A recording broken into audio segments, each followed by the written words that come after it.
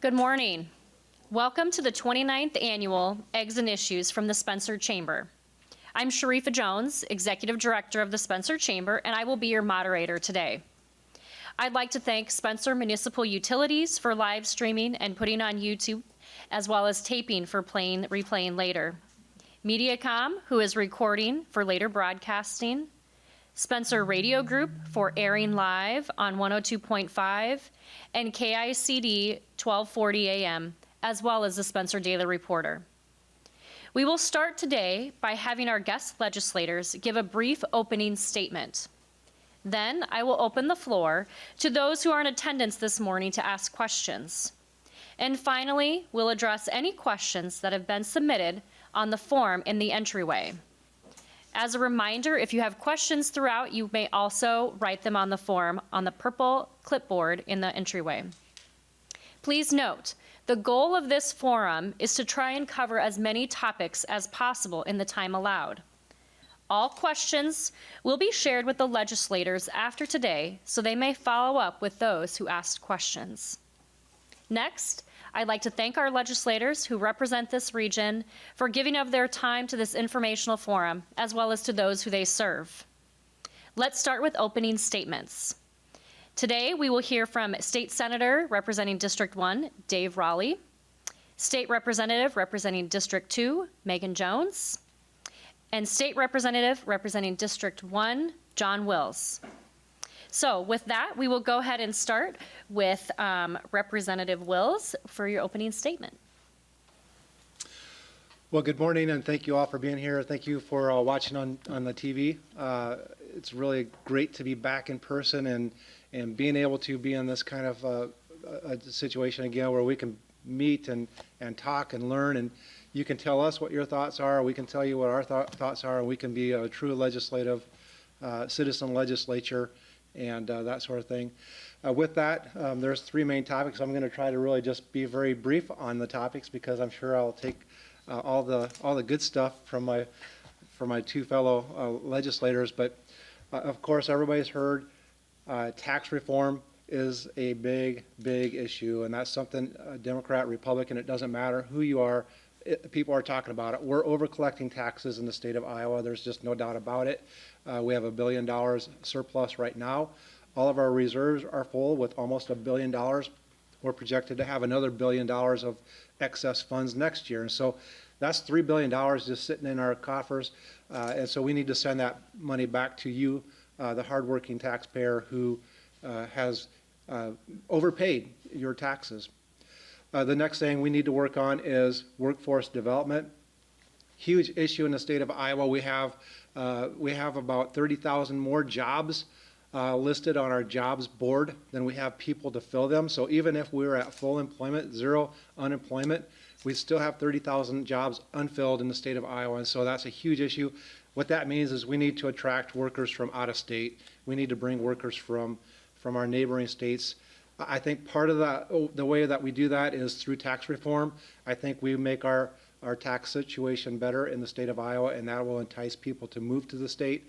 Of course, when you bring more people here to the state, and you got issues with workforce or with housing, with daycare, it brings all of those other things to bear that we have to improve at the same time. So we have to simultaneously bring people to the state, but also improve our infrastructure and that sort of thing. The other thing is schools. We need to really start looking at and working with improving our schools. When I grew up, we were #1 state in the nation as far as schools, and I want to be there again. And so we're gonna do a lot of good things for schools this year, improving what we already have as a good thing, improving our good system and make it even better. We've got great teachers. We've got great school system. We just want to make it better so that we're #1 again. Iowa should not settle for anything but #1 in schools and really anything, but we should continue to improve what we've got. So thank you for being here. Thank you for your attention, and I'm looking forward to the questions. Thank you, Representative Wills. We'll go ahead and hear from Senator Rowley. Good morning, everybody, to my very first one on the televised meeting here, forum. Just to bring you up to date on a little bit of what John said also, I'd also say ditto to what his remarks were. One thing that impressed me with the governor's speech when I sat there and listened to it in the House is that a lot of these issues centered around workforce. John mentioned cutting taxes, of course, but when you look at some of the other items, improved access to child care, building Iowa's healthcare workers, prepare students for high-demand careers, educational choice and transparency for families, making it work-based learning for future jobs and for preparation for future careers. And then the other one was growing fuels, of course, for the future. But what centers around workforce is so very important in developing Northwest Iowa. And I'm really encouraged to see all the investment and all the interest in that in the governor's budget in order to get to where I think Northwest Iowa could go and to really grow this whole area. I'll be real upfront with you. The first 2 weeks when you go down to the legislature is quite a whirlwind, to put it mildly. I've been involved in a lot of different bills, sub-bills, and just sitting on committees, and it's a learning process. But I have to tell you, it's about as exciting of an adventure that I've ever been on, and I'm looking forward to serving Northwest Iowa, and I thank you for being here, and I'm looking forward to visiting with you. Thank you, Senator Rowley. Representative Jones. Thank you, Sharifa, and yes, thank you all for being here. On Thursday, I got to do one of the coolest things that you sometimes get to do as a legislator, and that is call a local business who applied for a grant through a public-private partnership in our district and tell them that they got a $50,000 grant from the state to expand their businesses. And so I am so very happy that we will be filling a hole on Main Street, and that is with the Butchery on Grand. And I know a lot of you have come to talk to me about butchery and how we can help our local food processors keep up with the workload, because they are booked out, and in many cases they're booked out for years. So you're basically planning for animals that don't exist right now. So we need that. We need that on Main Street. We need that in our community, and certainly it's very exciting to be able to call those folks and tell them that the state believes enough in their business and their work product to invest in them. So very excited to see that. We heard from the governor last week. She released her budget. What's important to remember is that her budget is basically a suggestion. It's a starting point for those conversations. And so, we've kind of been diving into it, figuring it all out, figuring out where those pieces all fall together, and how we can address certainly tax reform. I know the House is kind of looking at it from a different way than what she presented, and that's just fine. I think we'll be able to work out those differences at the end of the day. John Wills talked about workforce. That's going to be a huge issue this next legislative session. The governor did just unleash a bunch of child care challenge grants, and the three of us talked to the governor on Thursday, and I brought up that our area was a gaping hole for child care grants, and we need to address that situation. I understand that child care is not a need for everyone, but part of our workforce shortage is making sure that kids have a safe place to go, and that families are able to access those resources. And so, and that's part of the state. Not everything that we do at the legislature is going to dramatically change your life, but it's going to change the lives of other people too. And that's just part of our job is making sure that we fit all those pieces into the economy and the workforce pie, so that we can make our state succeed. So John also talked a lot about education. I have a couple of bills specifically related to dyslexia. I've heard from several families in our community that need dyslexia services, and the state is really far behind in how we can help our school districts tackle dyslexia services. As many as 1 in 5 kids have dyslexia, and we are behind. We are still trying to tackle that in our school districts, and we can do better. So I'm proposing a bill that will create a grant program, so teachers can go to a dyslexia endorsement program through the University of Iowa that already exists. But what I'm hearing from a lot of educators is that they can't go because they can't finance it. And so they want to learn, they want to know how to tackle dyslexia, and it's more complicated than what we originally thought. And so we need those educators, we need those endorsements, and we need to do our educators a solid in helping them get that endorsement done. So another bill that I've heard a lot about this week is the school start date bill. That's not moving forward. I've already talked to the chairman, already talked to the guy who introduced it, and he admitted it's not going anywhere. So I know that's a hot issue up here. It's $1 million a day. Every day school starts before Labor Day. I get it. I hear that. I feel that. And so I went to him as soon as I saw that bill and made sure that bill wasn't going anywhere. I think he just introduced it to kind of start the conversation, but I think you quickly realize that that's a bear he doesn't want to poke. So we won't be doing that, Bill. So that's just kind of a deeper dive into some of the things I've been working on, but look forward to hearing from you all. Thanks. Great, thank you. We'll now go ahead and start questions, and we will rotate which of our legislators answers first. So with that, I would invite Mike Hoyk to come to the microphone. Mike has a question regarding Medicaid funding. Hi. Thanks for being here. Was here last year. Dave obviously wasn't in on the conversation, but excuse me, we have a daughter over at Village Northwest Unlimited. She was down in Storm Lake. Just a question on the Medicaid funding. You know, we talked to them over there. They're struggling like everyone else with staffing. And, you know, they're trying to compete with the new Quick Star and everybody else. And just had a question if there's any discussion going on down there. They said the governor was there this summer and visited the village and spoke to the director. And, you know, they talked about the issue. I mean, they're limited on what they can pay. And they're really battling still, you know, even before COVID.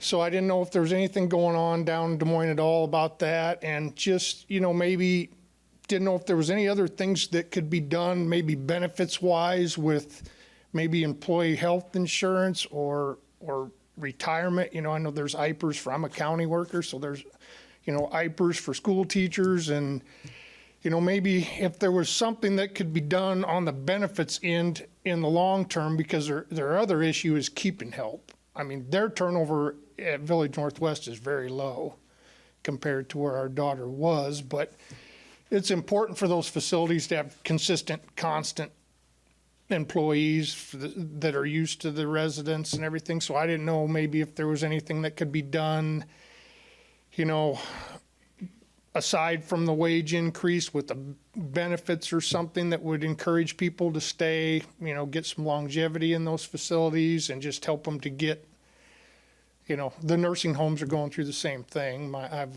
a father in a nursing home that's the same deal there. And, you know, I would just encourage you guys to look at it. It's something that's going to hit everybody. I mean, you three there could someday be in a facility. I mean, you need to think about who you would want providing your care. So, you know, it's not just, it's a statewide issue, I believe. So just wanted to know if there's anything going on. Any discussion about it? I haven't heard anything, you know, on increasing that funding. I get it, the tax cut thing would be good for the state, but, you know, also if we've got all this money, surplus money, do we need to maybe provide a little bit better care for the residents of our state that can't take care of themselves? Great. So that's all I had. Thank you. Representative Jones, if you want to start. Sure. So I would fully expect an increase in Medicaid funding this year. I think it usually does go up, but I think you touched on a lot of really important issues. First, I hope Shelby's doing well. We sent her some mail yesterday, so my kids bring home a lot of artwork, and so we try to send it to our friends in the community. We started that during COVID when people might be a little lonely and needing some mail, and so we just kind of sent their artwork around. But Shelby's on our list, so every now and again we send her some mail. So I think she should be getting something in the next few days. Good. Good. Thank you. And thanks for letting us do that, because the kids think it's really cool that their friends get mail, and sometimes we'll get text messages back with pictures of on people's refrigerators and things, and so it's been a fun two-way project. But in any case, yeah, I would fully expect an increase in Medicaid funding, but you touched on an important piece in that, and that's how can we help these people increase their salary? How can, you know, is that just a Medicaid funding issue? And I think part of that goes to what Representative Wills led off with, and that's income tax reform. So the governor has proposed a 4% flat income tax. I think heading into session, what House Republicans were really talking about was a 20% cut to income taxes. And so either way, either proposal would increase the salaries for these folks, that take-home pay for these folks. It's just an automatic pay increase.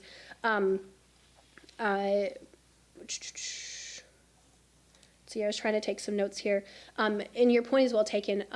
We do have a lot of money, but do we just spend that all in income tax reform, or do we take care of some of these obligations that we need to be taken care of? And that point is not lost on me. I think when it comes to Medicaid budget, certainly facilities like Village Northwest, they need assistance, but then also, we're talking about dentists. I hear from a lot of people in our community that they're on Medicaid and they can't find a dentist that is taking on more Medicaid patients. And particularly when it comes to dentists, a lot of their charges, their costs are metals. And so when the value of metal goes up, their take-home pay goes down. And so we have not increased reimbursement rates in the area of dental services in like 30 years. So it's time to do that. But overall, I would fully anticipate an increase in the Medicaid budget. Great, thank you. Senator Rowley, if you'd like to comment. Yeah, I sat in on a session just this week on Medicaid, and to see where the growth was right now, where it was financially, and is very strong. And I'll echo Representative Jones' sentiments on that. As far as the issues of workforce, that is huge across the board, as you know. I mean, finding employees, finding the right people to fit the jobs. And I think as far as the projections for the state, we're looking at trying to build those programs, trying to reinforce current programs to entice more people to get into those careers, into those occupations. I didn't hear a lot about the benefits on that end as far as IPERS coming into the conversation, but it looked encouraging that the program is strong. It is the second largest budget item, I believe, in the state of Iowa, so there's a lot of attention to it, and it is not lost in Des Moines. It is a very hot topic, so I want to assure you that. Great, and Representative Wells? Well, thank you, Mike, for bringing the question to us. I would concur with what Representative Jones said as far as the tax cuts would be a boost to the salary. I just have something here from the governor's office that a person with a salary of $34,000 would take home $510 extra per year. So it's a boost. It's not a huge boost, but it's a good boost. Last year, and this is coming to you from Hope Haven, and so if I'm not mistaken, Hope Haven has a huge number of employees, like 600 employees. Is that about right? So we gave a Medicaid increase last year that organizations such as Hope Haven was able to increase their base salary from 12-something to $15 an hour. And that was a huge boost, because if you boost the lowest salary people, you also have to boost everybody else in between, so that they're all above that $15. And so they spent a lot of money doing that, and they were happy to do that, and that was something that was the goal of the legislature. So I think that probably all of the facilities like Hope Haven got an increase last year. Yeah, he said they did. Do you want to come up to the mic, actually? Thank you. They did actually have a wage increase here, not that they went to 15, but like Jerry said, we're doing this now, but he said we can't sustain this down the road unless we get, Yep. And that's, some help, but they did, because they were having some issues, and so, yeah, they have had an increase. I just didn't know, like I said before, the wage increase thing is nice. I didn't know if there's anything, I don't know how their system works for benefits, if they supply them to I haven't talked to them about that. I didn't know if there's anything could be done on the back end as far as, it's a big deal for medical insurance or retirement, something to reward those people for staying. I mean, not something they would get right up front, but excuse me, say, hey, if you stay here, you make this a career, here's some retirement we have. I do not know how all that, be honest, I have no idea how the IPER system works. I'm in it, but I don't, something along that line. If the state could look at that, because that's, that's always the issue too, that they're very fortunate over there as far as their turnover. They have some, but it's not anything like where she was, but something like that could get those people to stay, besides just the right up front wage increase, just, something else down the line, if they could look at something like that. And like I said, I have no idea what kind of system they have now. And so that's where I was going with this. And so basically, we did give a rate wage increase. I think we'll probably do it again this year. I'm not sure exactly what that'll be. But if you look at the neighboring businesses, Quickstar, they're now paying $15 an hour. And so work at places like Hope Haven is tough work. It's tough business. So a lot of people would probably prefer to work at Quickstar versus at a Hope Haven, because it's just, I'm just being honest, it's a tough job to have. And you really have to love what you're doing in order to work at like a Hope Haven. I would really be cautious about looking at like an IPERS. These are private businesses as well, and IPERS is for state or government employees. So we don't want to increase the size of our government,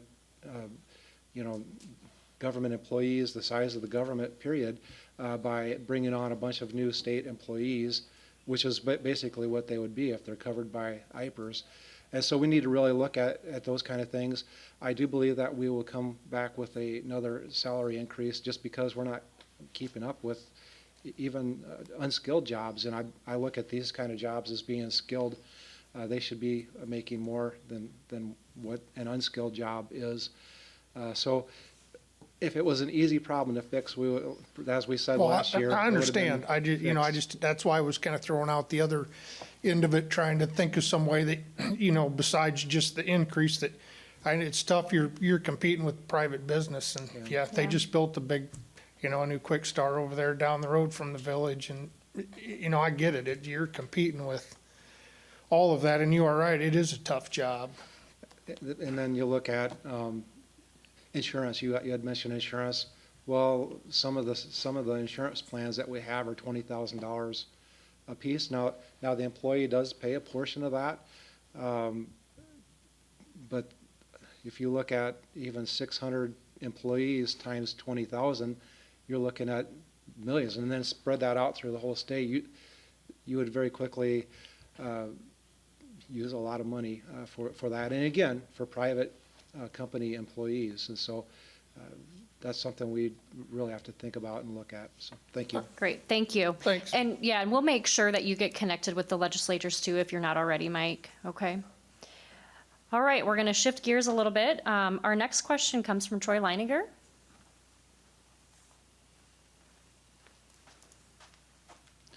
And good morning. Thanks for making it out here, and the weather cooperated for you this week. And last week would have been a little bit more of a challenge, I think. So biofuels is where I'm going to start off with. It's an important industry for ethanol and biodiesel for the farmers, for the industries that are involved in that, also the farmers that feed the byproducts and stuff. And the governor made the biofuels a priority in her speech last year, and you guys were trying to iron some stuff out. And if you just give us an update about where you're seeing that discussion starting, and what are some of the challenges that you're still trying to get worked out through all that process. Thank you. All right, Senator Rowley, I'm going to put you on the spot. It's your turn to go first. Unless Representative Jones or Wills wants to take Well, it. Troy, it's good to see you. We had a little talk about ethanol at our meeting and all that, but it wasn't quite on that topic that we had our discussion. So I think I will pass to Representative Jones on that as far as what they're hearing. Are you familiar with the bill? I get the ball. All right, so I think we're going to get something done. So last year we had a bill that was, is kind of heavy-handed in the mandate realm. And of course, as Republicans, we don't like mandates. It's not something we're really in favor of for anything. And so we just would have had a tough time to pass anything. Last year's bill would have required, if you didn't have a a gas tank and a gas station that was capable of holding E15 or biodiesel, then you had to break concrete and put a new one in. And that's basic. That's the basics of the bill from last year. And that may have put some mom and pop stores out of business. And so we really looked at that and said, we can't do that. So the new approach that we're taking this year is that if you have a tank that's capable of holding E15, I don't think we're doing anything with biodiesel, which I don't know why we're not doing anything with biodiesel, but that's just where we're at. But if you have a tank, then you must have at least one pump that can pump E15. If you don't have a tank underground that can hold or is capable of holding E15, the next time you break the concrete to replace your tanks, you must put a tank in that can hold E15. And I think that's a very much more stomachable, is that a word? That's a very much more better way for us to look at things rather than making people do something that would cost them a lot of money.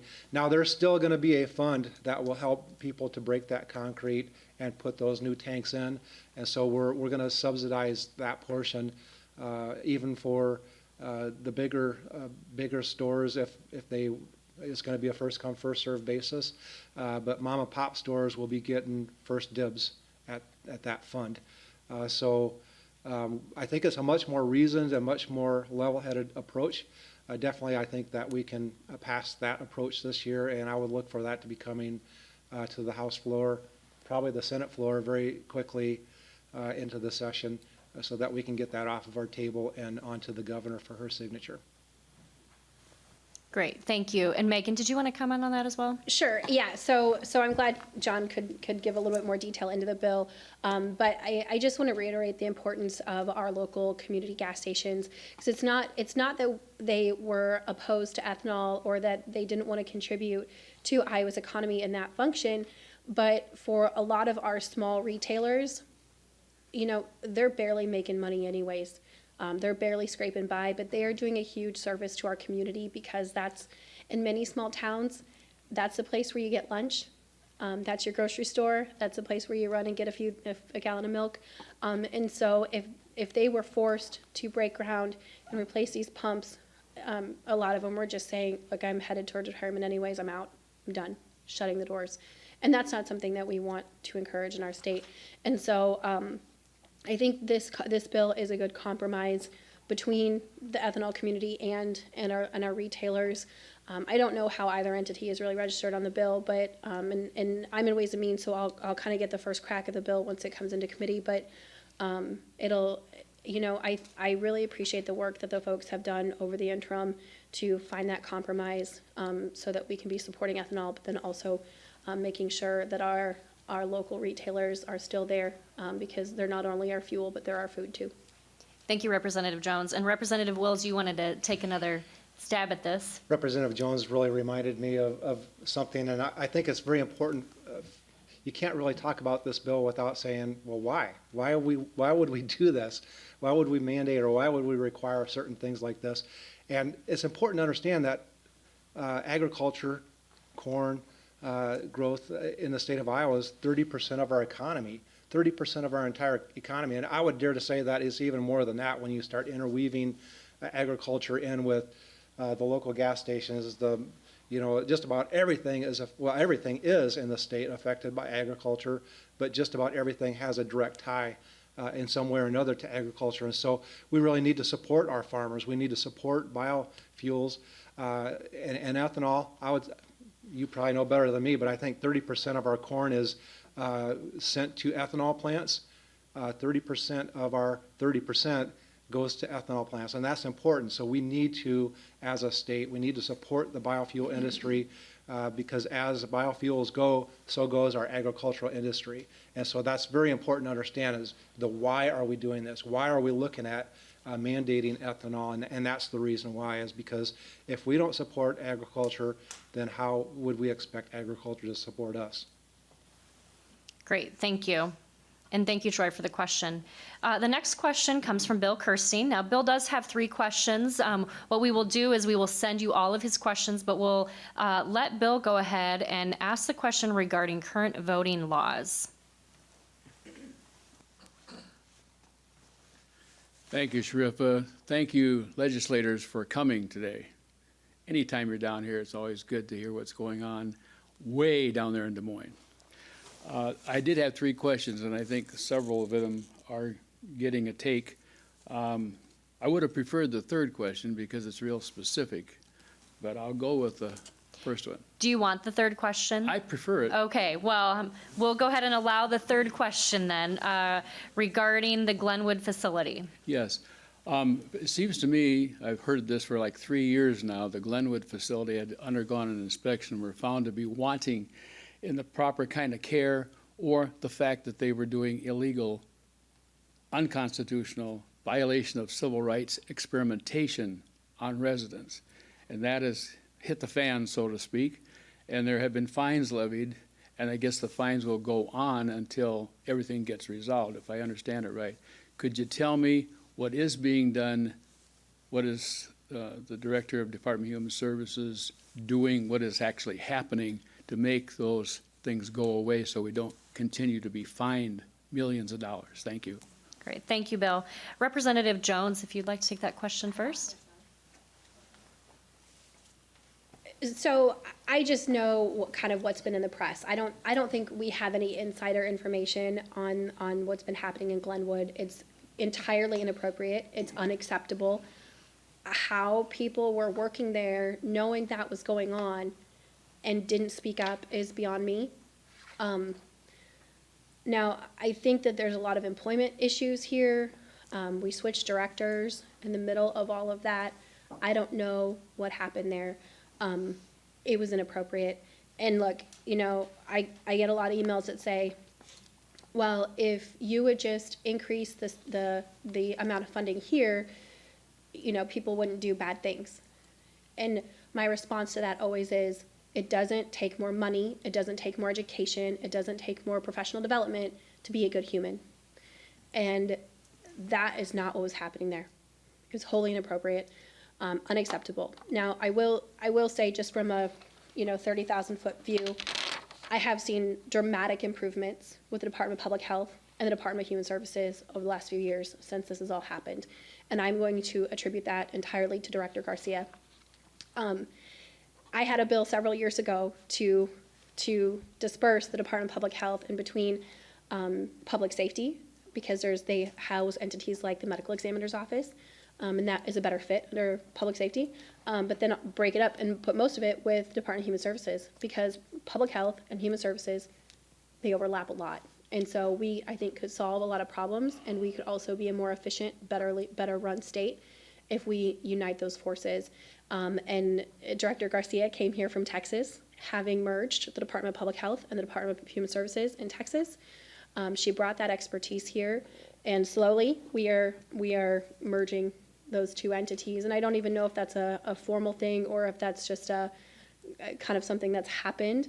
But she's now the director of both, or maybe technically the interim director of public health. But nonetheless, her agencies are working together incredibly well. And I think that's only a service to Iowans, so that we can unite together and make sure that those kind of things aren't happening again. Great, thank you, Representative Jones. Representative Wills. I would have preferred the first question, if we could go back to that. So here's the deal. Does everybody know what happened in Glenwood? There was illegal experimentation of mentally ill folks on sexual experimentation done.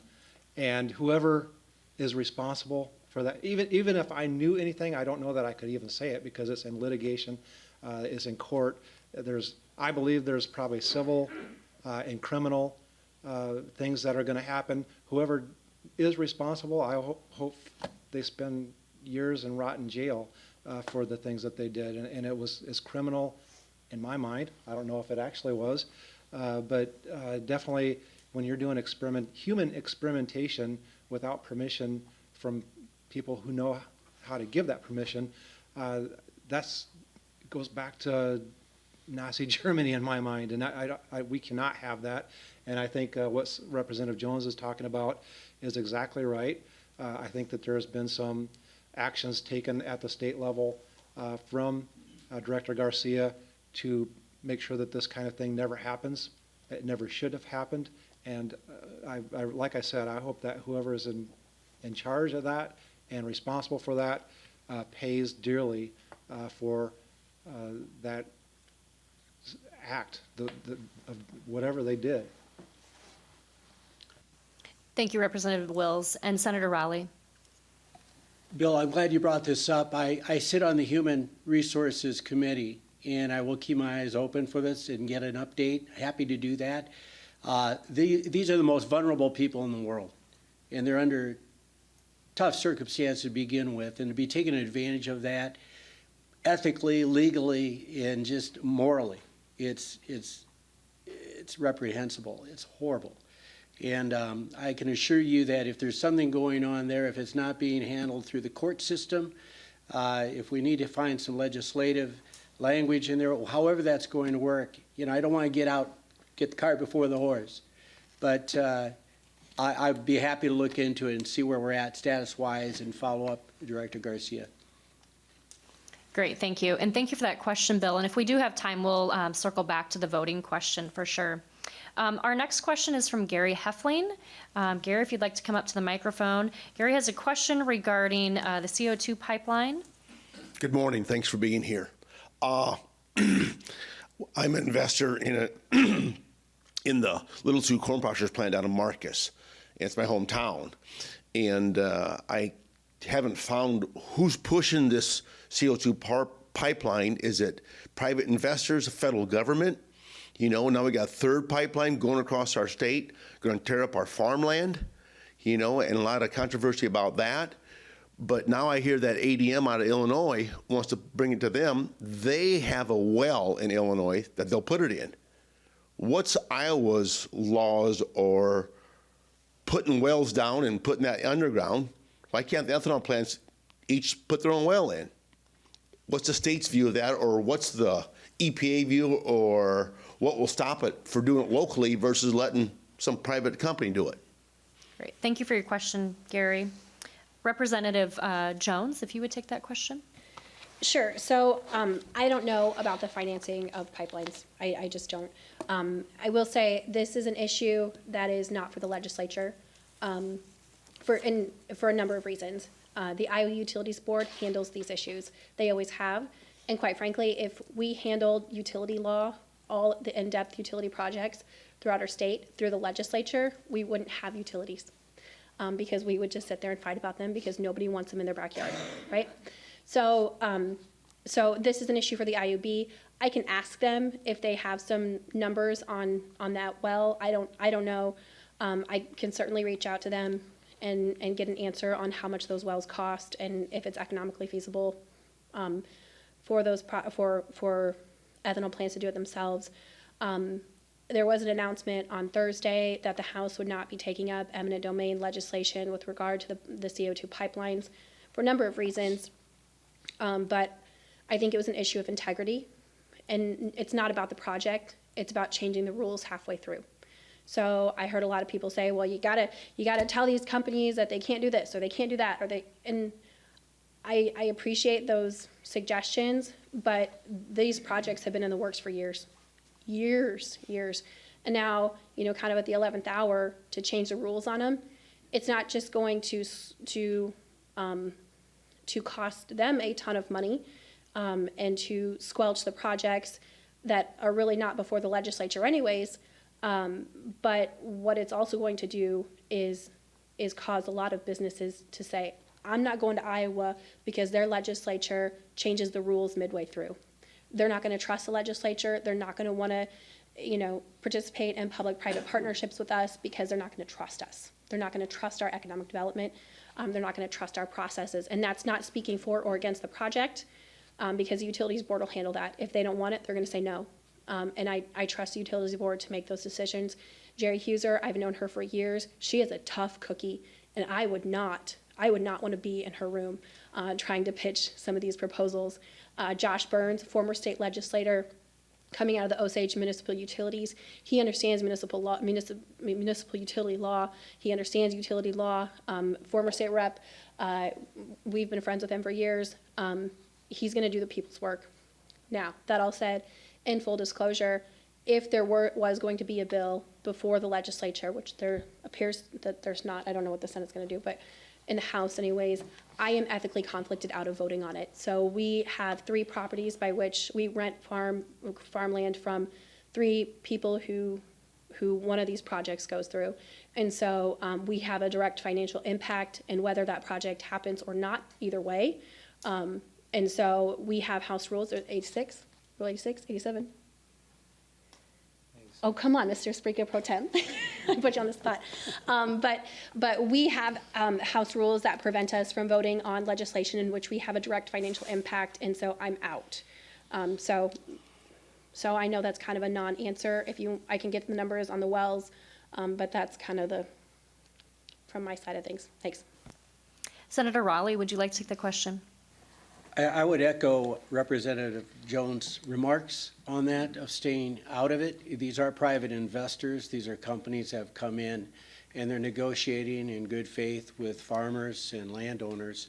And that's something that they're doing, and depends on how it's going to go through there. The state of Iowa is not investing in this, but to stop halfway through the process at this point, as Representative Jones said, that it would be a huge mistake for the state of Iowa to do that. Great, thank you. And Representative Wills? Thank you, Gary, for this question. So I'll try to kind of answer some of your questions as far as why we can't just inject it into the ground in Iowa. So it takes a very specialized underground situation for this stuff to be injected. So you have to have a rock layer, kind of a porous layer, and then a rock layer, so that basically that CO2, carbon dioxide, is trapped basically a mile underground. And so that's why there's one pipeline crossing to the south, and they're going to pump it into that type of situation in Illinois, and another pipeline that's going north, and they're going to pump it into that situation in North Dakota. And so that's the reason why, they're going to pump this CO2 underground a mile deep. I've heard people say that maybe they do fracking up in North Dakota. I've heard maybe that some of this is going to be used for fracking. I don't know if that's the case. That's outside of my wheelhouse. I learned all of this from going to public meetings that those organizations have held. They are private investors who are willing to, each one of them are $3 billion of investment apiece. So 2 of them, $3 billion apiece, that's $6 billion of investment. That's basically crisscrossing through us. The third pipeline that you talked about, I think that's just an eastern Iowa pipeline, and they just came out and announced a few days ago. But each one of these has been in about 3 years in the works already. So they've been working at doing this, working with the Iowa Utility Board and that sort of thing for about 3 years. I know of one company that's already paid hundreds of thousands of dollars out of non-refundable easement money to landowners. And so what Representative Jones was saying, as far as changing the name of the game halfway through the game, that would have cost those people millions or hundreds of thousands of dollars, maybe even millions. It may be at that point already. But basically, they're buying a 100-foot construction easement across your farm. So just 100 feet, that's where the pipeline. And by the way, we've got 45,000 miles of pipeline in the state of Iowa already. There is already carbon pipeline in the state of Iowa, but most of it's natural gas, water. You got all kinds of pipeline in the state of Iowa. Has a better track record than railroads for sure, as I can attest to the 2 railroad accidents that I've had in my house district in the last 3 or 4 years. So that's basically where it's at. My biggest concern with this, they have met the criteria to be a utility. My biggest concern is that then qualifies them to do eminent domain. I'm concerned about eminent domain. I'm concerned about how do we best have voluntary cooperation.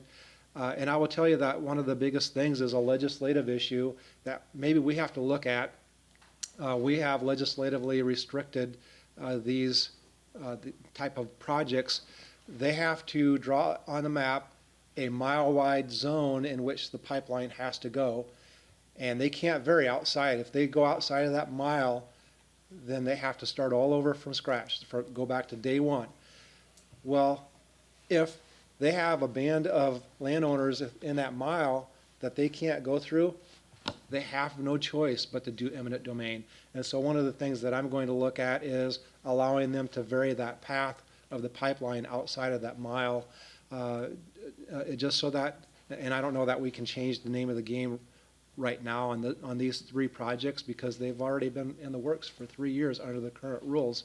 But I am concerned about that eminent domain. I don't want eminent domain to be used for projects like this because sure, this meets the criteria of being a utility, but it's a private investor utility. And I think also we need to look at the definition of public good. So eminent domain can be used in the state of Iowa for public good. Is this kind of project, it meets the criteria currently of what public good is, but is it really truly public good? Or is it investor good?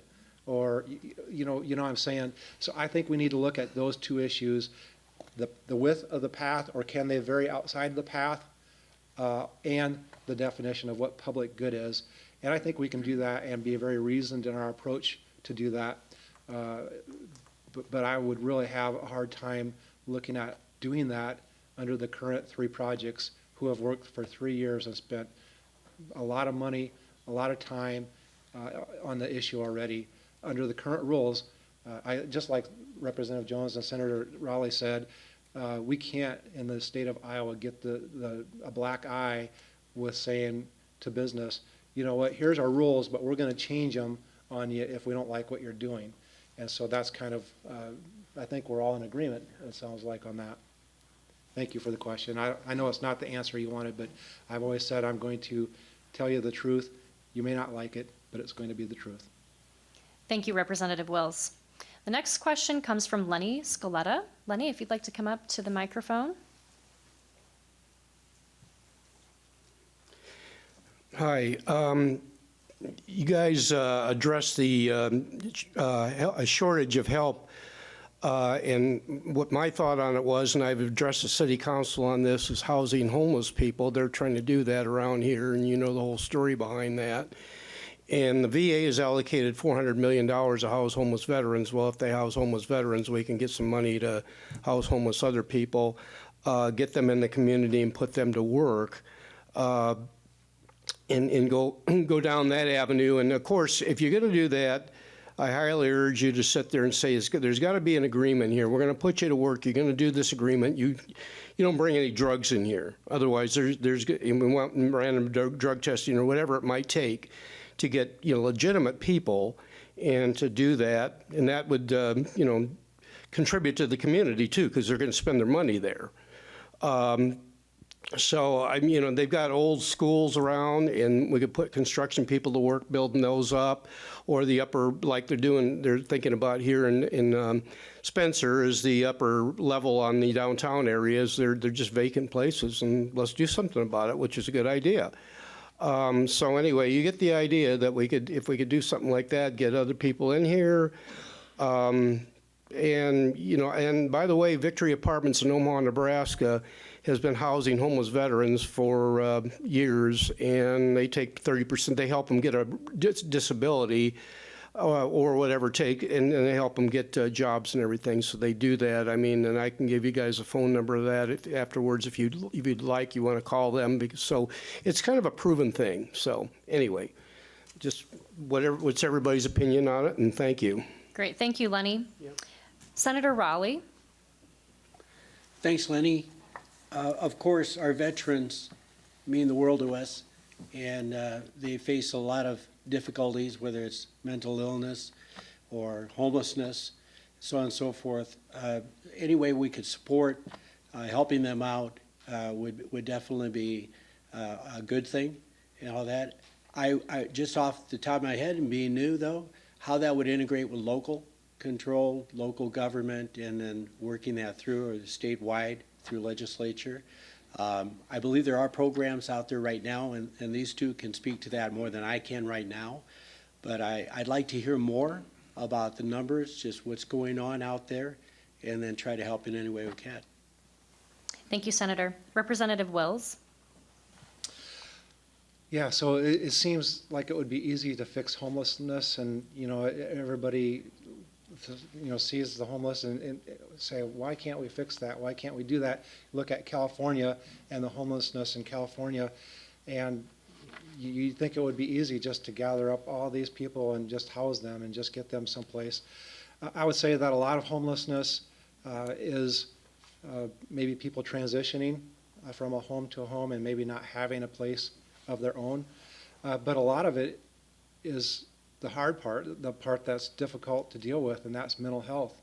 And so you've got a lot of folks that either don't want help, don't trust the help.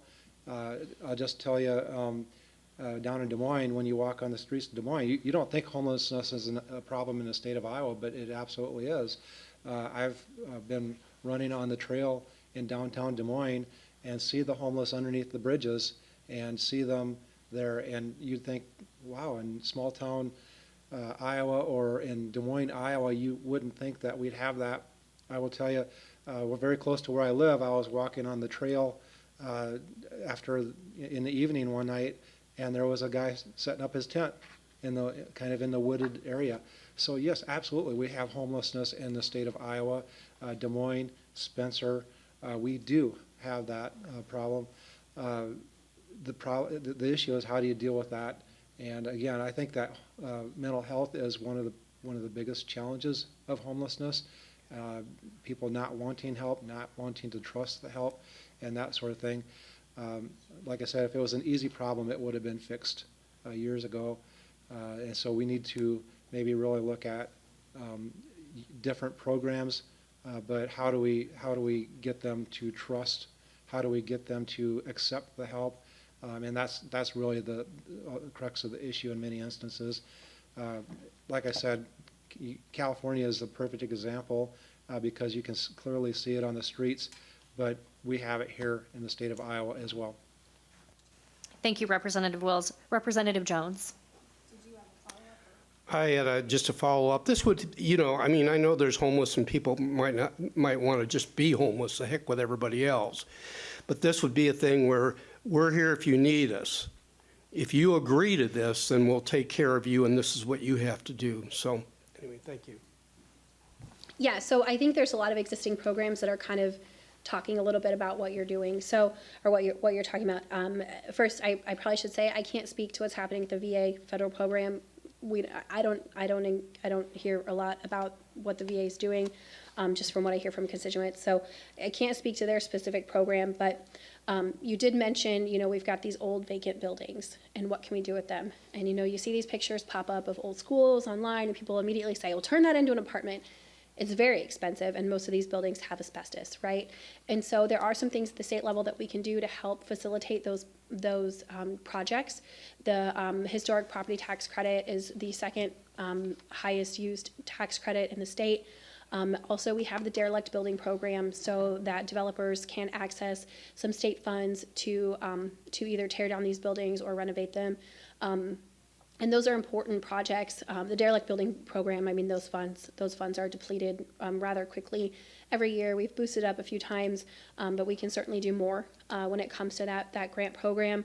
And there are some resources through the DNR that will help facilitate if a building has to be taken down, they will help find places to sell pieces of the building. So if you have old clocks in schools, or there was one building that they were taking down, and they figured out that these bricks were worth a ton of money in Germany, and it was actually worth it to ship them to Germany, and the person was willing to pay for it and whatever. But so they're able to kind of find those resources and outsource those products and resell them so they can help facilitate the the transition of that building. So that's one thing that we can do, but that's more on the private level. We do have some programs in Spencer that focus on helping people, kind of on a more one-on-one basis. Atlas is a fantastic program in Spencer that really helps to guide people through some difficult times in their lives. The Council on Homelessness through the state, they have done fantastic work. I've been able to meet with them a few times, and actually the former executive director of CASA here in Spencer, Matt Horahan, sits on the Council of Homelessness, and so he knows the Spencer community very well, and so I've been able to talk to him a little bit about what's been happening in various spots throughout projects throughout Spencer. Mental health is also kind of an iron in this fire. John Wills and I are working on a bill that helps keep mental health providers in our area when it comes to non-compete agreements. I don't think I've seen that bill come out yet, no, we just haven't finalized it yet. We got to take some words out of that. But that'll help keep mental health professionals in our state, and I'm really excited about that bill. It'll help other people outside of that profession, but specifically mental health is what I'm hearing about here. And then also we've been working on the Veterans Property Tax Credit because, eventually the goal is to help these people get on their feet, right? And so one thing that we can help on the state level is to bump up the Veterans Property Tax Credit. And I had a man out of Buena Vista County reach out to me and he said, look, this property tax credit it's $1,852. We can do better for our veterans, and we can make home ownership better and easier for our veterans. And so digging into that program, we figured out that it has been in our state since 1886. Our state found it so important to bring our veterans here and protect our veterans that in 1886 they said, here's $500 in a form of veterans property tax credit. Now you're thinking, because in 1886 it was $500, and then in 2022 it's $1,852. We can do better. We need to do better. It has been increased once. In 1974 it was increased to its current levels, so we can do better. The governor's budget includes an increase to $2,500. My bill increases it to $10,400, which adjusts it to inflation. That's a lot of money, I know, but at the same time we owe it to our veterans. Thank you. Thank you. We've dipped our toe a little bit into the subject of mental health. I would invite Lynn Evans to the podium to ask the question regarding some mental health services. I think they refer to this as a segue. Yeah? Thank you for the work you guys are doing for all of us in the state of Iowa and our region. It's tough work. We appreciate it, and we appreciate you taking the time to come out and visit with us today. As a former educator, I've worked very closely with families on trying to access mental health services, especially for children. And the reality is the wait times are atrocious.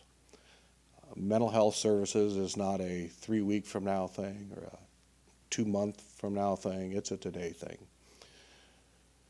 I would like to just have you talk a little bit about the bill that you alluded to, and then some other discussions that are going on at the Capitol on how we can increase access to mental health services. From my vantage point, over the last 20-some years, it's an issue of attracting service providers to the state and retaining them in our state. But I know it's a bigger issue than that, and it's not as simple as just throwing money at it. So, thank you. Thank you. Yep. So this was kind of an interesting bill. I was talking to John Wills about a problem that I had been hearing from many constituents about, and he's like, well, yeah, I've been hearing about people that are having the same problem in the technology sector. And we're like, okay, let's combine forces. And so we were drafting this bill. And we've seen one draft, but it's just not finalized yet. So it's not in the condition that we'd like it to be in yet. So we're still working on it. But basically, what this bill does is eliminate non-compete agreements. Because what's happening is that we're recruiting these young professionals into our communities, whether it be specifically mental health is what I hear it on the most, but in other areas of technology and those kinds of things. And then we force them to sign a non-compete agreement that is unreasonable and probably unenforceable in court, but these are young people and they don't have the means to go to court and fight the employer on this. And so, you know, their non-compete agreement will say something like, if you leave our business, you can't practice within 100 miles for 2 years. Well, you know what they do? They get up and leave. They leave our community, and that's unacceptable, because I can't tell you how frustrating it is to hear that we need more mental health professionals, but then those same people that are complaining about needing more mental health professionals are forcing these young folks into signing unreasonable and non-compete agreements and then enforcing it and taking them to court if how dare they practice in our community. That's unreasonable, unrealistic. It's really a disservice to our community. And so we're working on that bill to make it so that those non-compete agreements are unenforceable so that we can keep mental health professionals in our community. And I will say, a lot of these folks are young folks. And guess what young folks do? They establish roots, they get married, and they have babies, and then that supports our school system, and then they live here, and they grow here, and they make our communities better. So I think this is only a great benefit to not only our young folks, but growing our communities in the future. Thank you, Representative Jones. Senator Rowley. Lynn, being the new guy on the block, I have a lot to learn on this, but my understanding is $100 million is set aside now for mental health for funding from the state of Iowa. I thought it was 121. 121, 121 million and all that. So that funding is shifting a little bit, I believe, away from property taxes, if I'm correct. I'm watching this, see how that's going to help. I think it's a more reliable source of funds to reach out to all of our communities and help on this. Bill Leopold up in Dickens County has been talking about this for years, and I understand all of these issues with mental health as far as the need. And I'm hoping that this new funding approach will help support programs in a much more effective and efficient way, not to save money, but to help expand and make sure those needs are being met. I don't know of anything right now, as I sit here today in the Senate. I'd have to look at it again, you know, but I'm happy to follow up on it and get back with you. Thank you, Senator. Representative Wills. Yeah, thank you for the question. And so I might be wrong on my dates, but 3 years ago we passed a very significant adult mental health bill, revamped the whole process. 2 years ago we passed a children's mental health bill, revamped the process. Last year, we took mental health off of your property taxes. That's the $121 million that Senator Rowley was just talking about, and put it onto the state's funding for mental health. And with that, we're hoping to get some consistency across the mental health regions, some consistency and some standardization. This year already, just in the first week of the state legislature, and I'm going to read this because I'm not on HHS, I'm not a mental health guru, but I do have some bills here besides what Representative Jones was talking about that have already come out of subcommittee in the State House. I don't know what the Senate is doing, but these came out of specifically the State House just in the first week of session. House Study Bill 531. Which will increase the capacity of our mental health institutes in Cherokee and Independence. And so this bill, right now, everybody talks about, well, we need beds. And if you talk to the police, they say, well, by the time we find a bed, it's gone. And so it's a huge issue, is this mental health bed. This is going to increase by 50% our mental health beds in the state of Iowa, 32 adult beds and 14 children beds. So that's going to be a huge issue. That's going to be a huge fix. House Study Bill 532 adds funding to fund 12 psychiatric residents per year in the state of Iowa. Right now, Iowa's ranking is 44th in the nation for psychiatrics per capita. So we need to improve that. And so this is going to be 12 additional psychiatric residents per year, and keep them here in Iowa. House Study Bill 537 will add $1 million per year to expand loan forgiveness opportunities for mental health professionals. And so if you're a mental health professional, you could qualify for this $1 million per year of loan forgiveness. House Study Bill 530 is a bill that requires the Department of Human Services to establish a Medicaid rate for those needing a higher level of maybe to your question before, higher level of inpatient psychiatric care. I will tell you this, that I've been dealing with a constituent issue over the last month and a half that deals with a mental health patient. This mental health patient, one of 30 kids in the state, the way I understand, is in foster care, and not a person that the foster parents can take care of in the foster home, and so Medicaid has to house this child in a facility. We're paying $530 per day to house that person in foster care. And so I've been working with DHS, I've been working with the foster care program, I've been working with others to see if we can't make a model or a pilot program that we could, with this kid, house him in a foster home that is specialized to handle that kid's needs. And then we could expand that program so that we're not paying $500 per day, that's $500,000 per year for one person to be housed in an institution, whereas we can maybe have this child be housed in a foster family, foster home, and have the same or better care. And so there's a lot of issues, and again, if it was easy to fix, mental health would have been solved years ago, but I think we are one by one ticking off the things that are difficult with mental health and making mental health in the state of Iowa better. So thank you for the question. I hope I answered it. Thank you, Representative Wills. We have enough time that I would like to circle back a little bit to Bill's question in regarding current voting laws. So Bill, if you want to come to the microphone and ask your question. Thank you, I think. The question centered around, it seemed to me on the media almost daily, one side is saying, you know, there's plenty of voting opportunities for the masses, for people all over this country. Nobody's being discriminated against.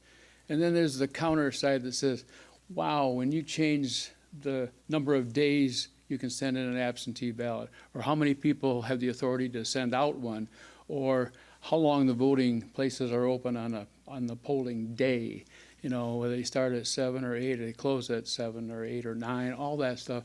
So my question was, for two of you, I don't care who, one of you picked the stance that the current voting laws are working. And I think that is going on in this state, but I don't think that's the same thing all across the country.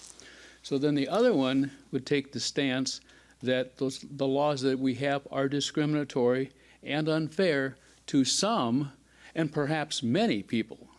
So we really need to revamp our voting laws. So one for what we got, one for something better. How about that? Thank you. Thank you, Bill.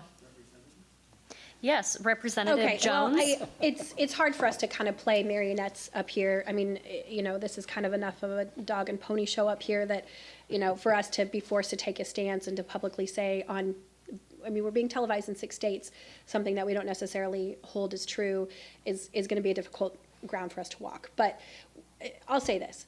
Iowa has fantastic elections.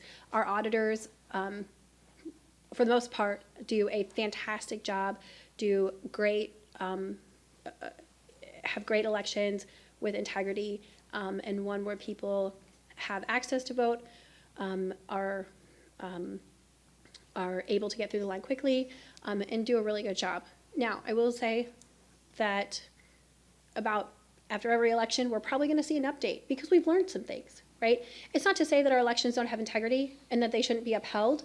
It's just to say, hey, we learned a few things. So, you know, you mentioned the hours when it comes to the hours by which our polls are open. It is really hard to find election volunteers.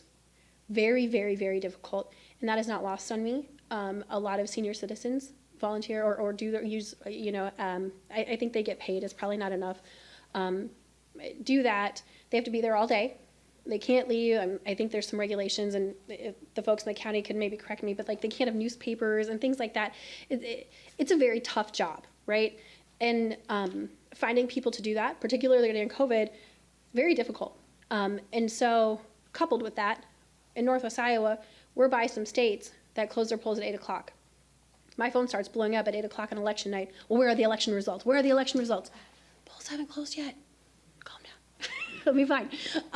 So we bumped it down to 8 o'clock to help out those volunteers, because then they got to sit there and count, right? And so their job isn't done when the polls close. So that was something that was brought to us by a number of different associations who were asking for that. That's not because we were trying to shut off the people that are working from 8 to 9 or whatnot.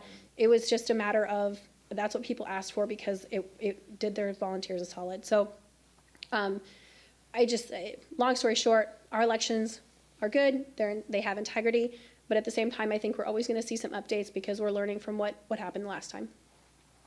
Thank you, Representative Jones. Senator Rowley.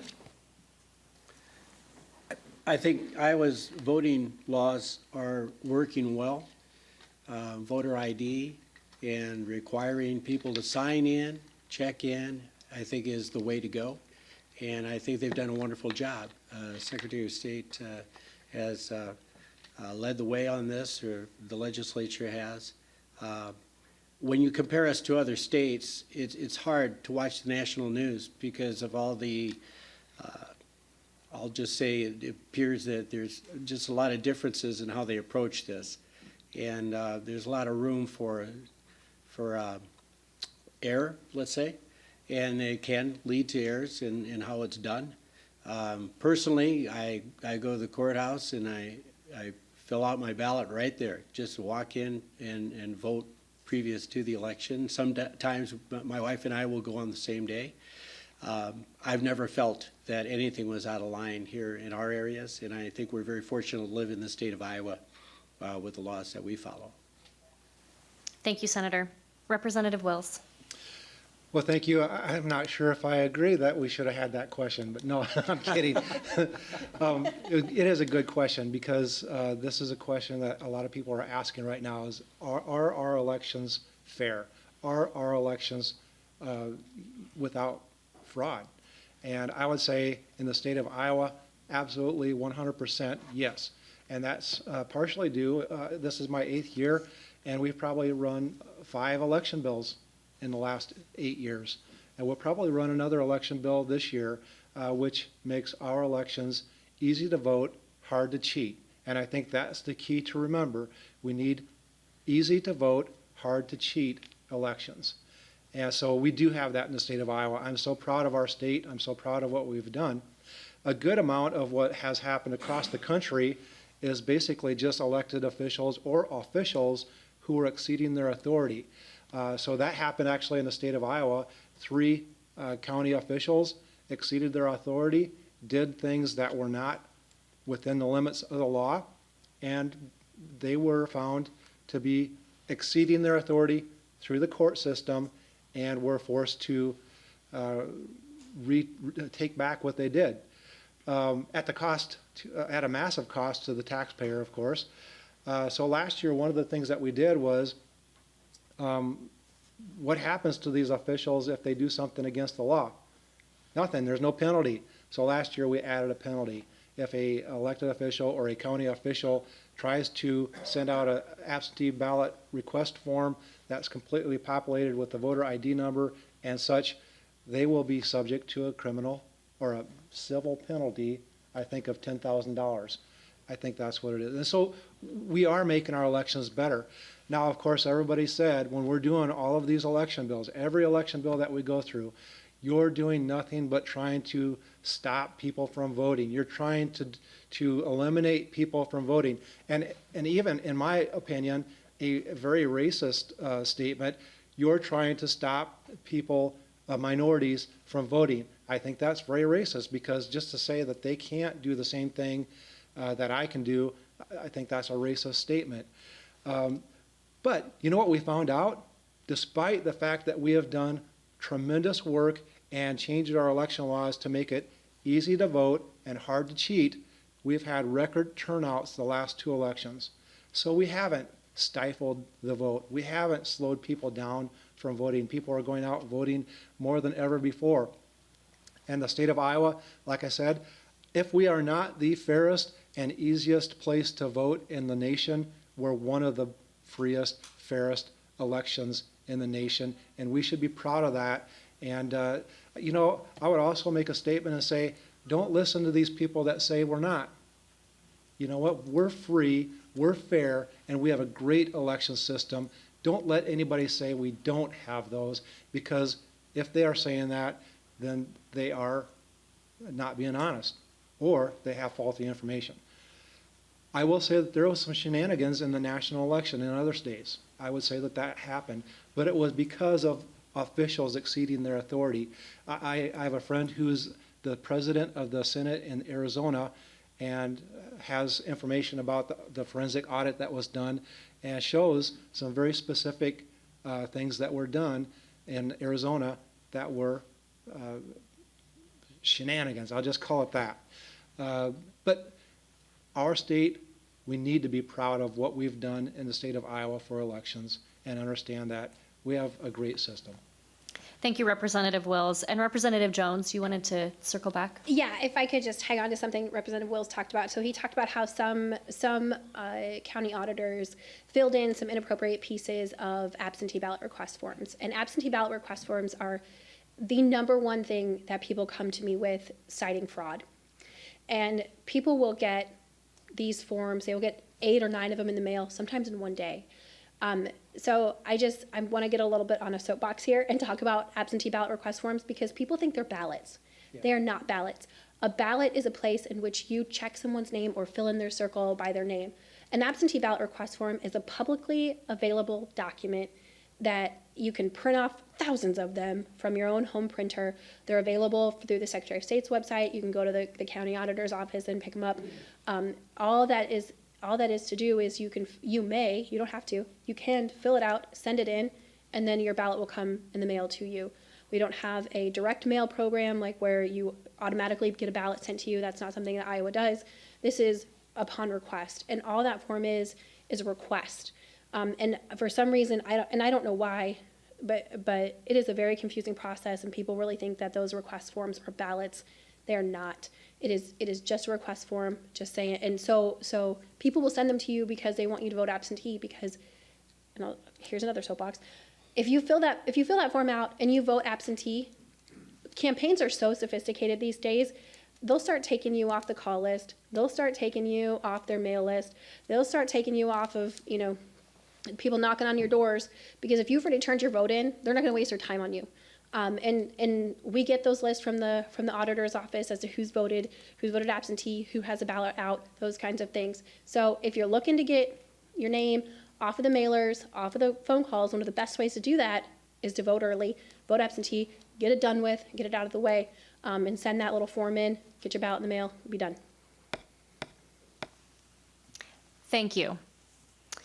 We have come to the point of closing comments, and we do have a little extra time for closing comments. So with that, if each of you want to take about 3 to 4 minutes and just help wrap up today's conversation. One of the topics I know you were talking about just a little bit beforehand, and we didn't have a chance to discuss it all, and if you would like to wrap this into some of your closing comments, is the topic of education and public versus private, as well as the parent's choice. And so with that, Senator Rowley, I would invite you to go first. Well, first of all, thank you very much for holding this and for all of you being here. It's been an interesting 2 weeks. I've learned a lot just sitting on certain committees, subcommittees, and seeing what activities there are out there for this session. Much of my work has been organization, I must confess. As you go in there, you have to find out where you're at, where you're going, and network very well with senators on both sides of the aisle. And I've also had tremendous support from our representatives as well, which has been fantastic. With regards to education, I know there's a lot of talk out there about some comments that were made, and that it can be a very sensitive issue. I think what it all boils down to, though, is that parents feel disenfranchised. They feel that in some cases they're not part of the discussion in the schools, not all schools, and it certainly isn't a reflection on our area. And we don't want to emphasize, we have to emphasize this as much as possible. Anything you read or hear doesn't necessarily pinpoint Northwest Iowa or the wonderful schools and educators we have in our area. These are issues that are across the state. They're also across our nation, and they pop up, and there are certain subjects that there's passion on sometimes both sides of that subject.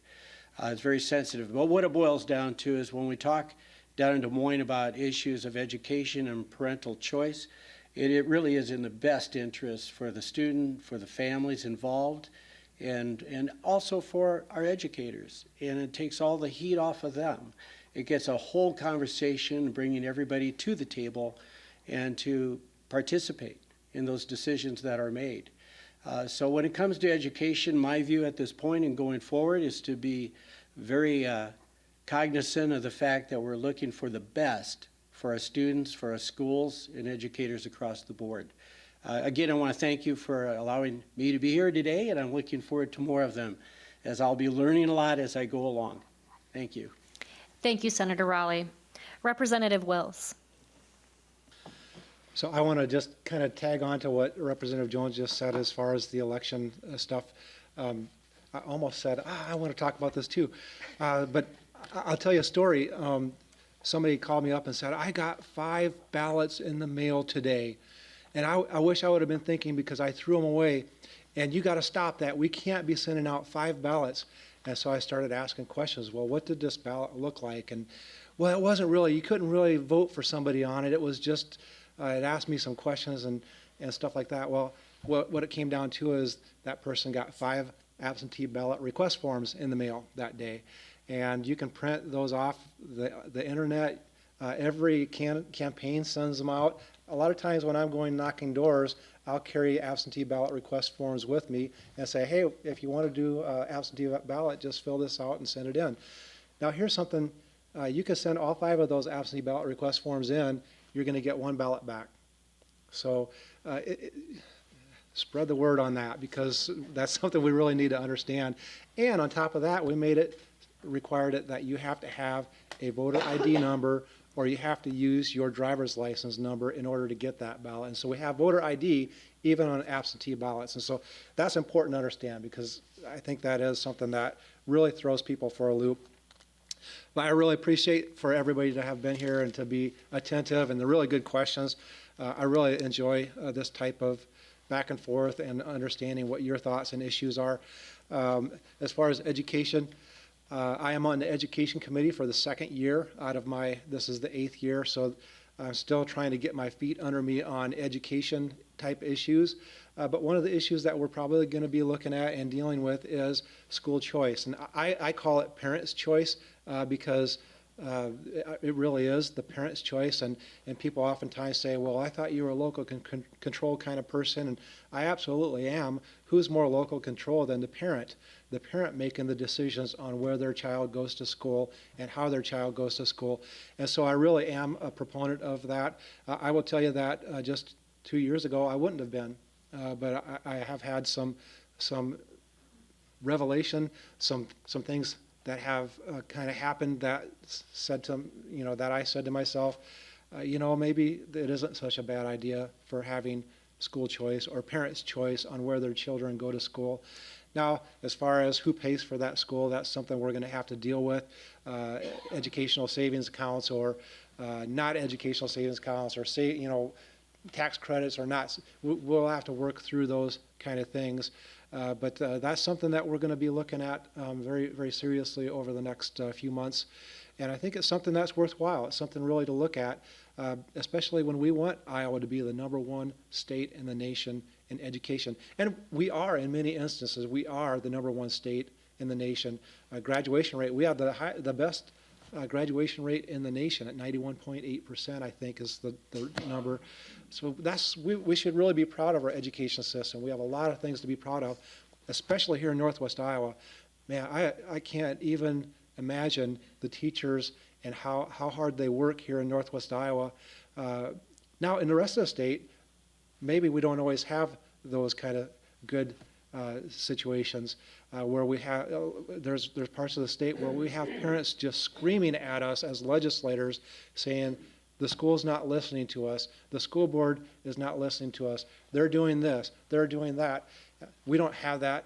We're blessed here in Northwest Iowa, to be honest, for the most part. But we've got to really look at our education system. How do we make it better? How do we get, we're always still in the top 10 in the nation.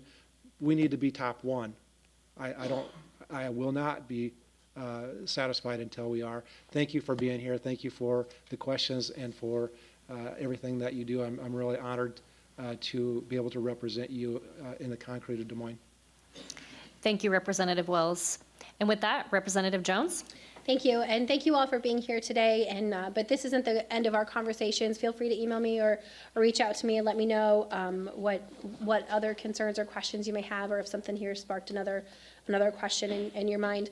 When it comes to education, and particularly public and private education, my stance has always been that a rising tide raises all ships. Right? So this isn't a fight between public schools and private schools, and often the private schools will say, hey, we just want everybody to be educated in a classroom that is the best fit for them. And I think I really appreciate that stance. This isn't we're fighting over a dollar or we're fighting over this.